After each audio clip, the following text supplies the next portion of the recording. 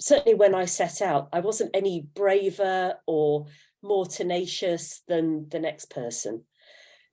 But I just somehow found a way to keep showing up. And I think that we often keep ourselves small.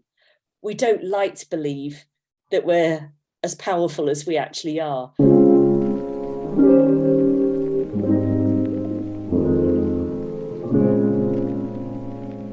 What inspired you to row solo across 3 oceans?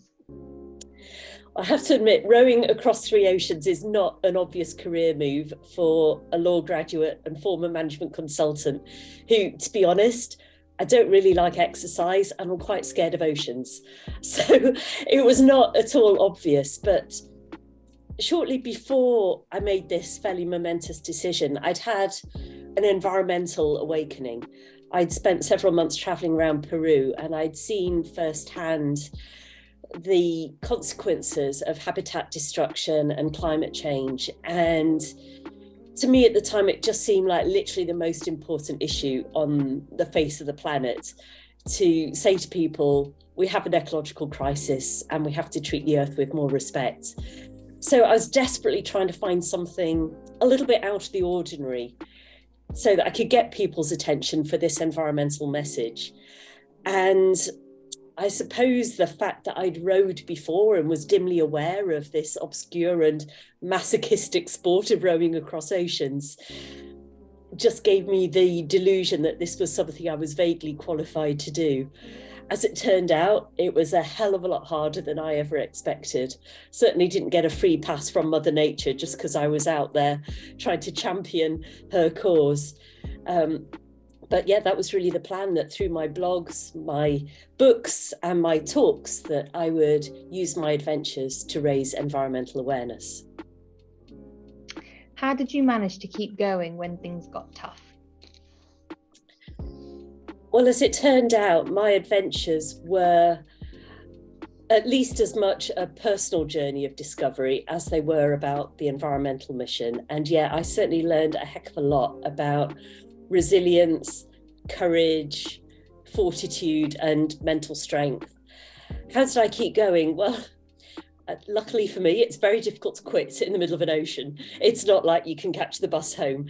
So even though there wasn't a single day that went past when I didn't wonder why the heck this had ever seemed like a good idea, I really just had to hang on in there and try and find ways to manage my thoughts and my emotions so that they didn't overwhelm me. And I think the most important thing that I learned was to break down this massive challenge. I ended up rowing a total of 15,000 miles. And I really just had to break it down into one day, one rowing shift, 1 mile at a time, or else it was just too much to cope with. And I really think we could do absolutely anything when we break it down in small enough pieces and just keep on consistently and persistently showing up. If you had to pick any of the most important life lessons from your adventures, what would they be? The ocean really taught me so many life lessons that I think are really relevant on dry land and applicable to almost any kind of a challenge. But if I had to narrow it down to just a small number, something that served me really well was what I now call my bifocal approach, which, bifocal glasses through the top half of the lens, you look at long distance. So I had to stay connected to my vision of why was I doing this? What was it I was trying to achieve personally and in service to a bigger purpose?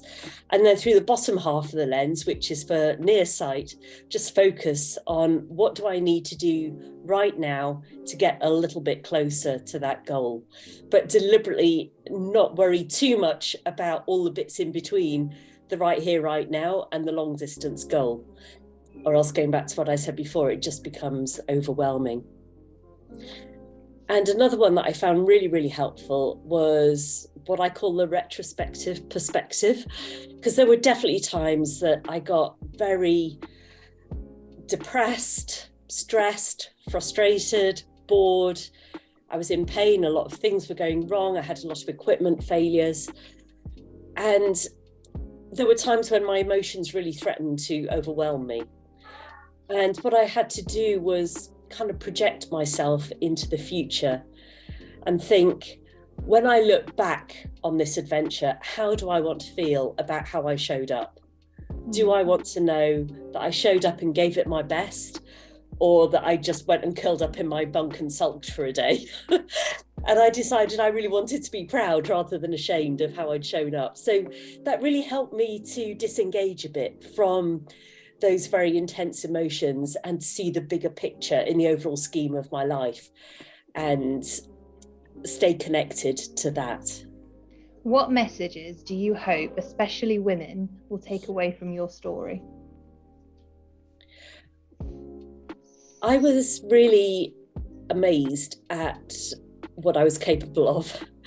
I suppose, like a lot of people, I'd had a fairly easy life. A lot of us in the developed Western world don't face that many challenges. We don't face life or death decisions. And there were so many times when I was out on the ocean, having volunteered for this challenge, so I really only had myself to blame. But there were so many times when I thought I'd reached my absolute limit of boredom, of pain, whatever. I would just think, I can't stand this for a moment longer. I'm just going to explode with it all.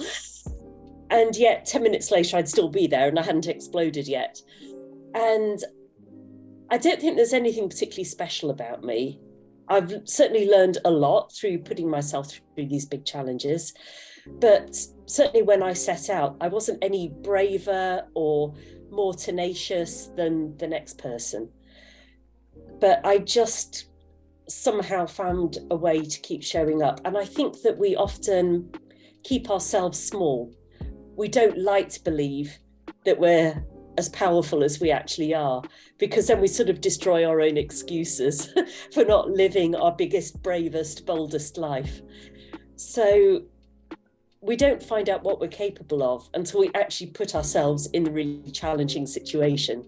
Like if I wanted to be more courageous, I could have sat on my sofa for a month of Sundays and not got any braver, because it doesn't take any courage to sit on a sofa. But to put myself out onto the ocean, I found that I did actually have these inner strengths and inner resources that otherwise I would never have discovered. And I honestly believe that we all have those. I truly believe any of us could row across an ocean if we were crazy enough to want to.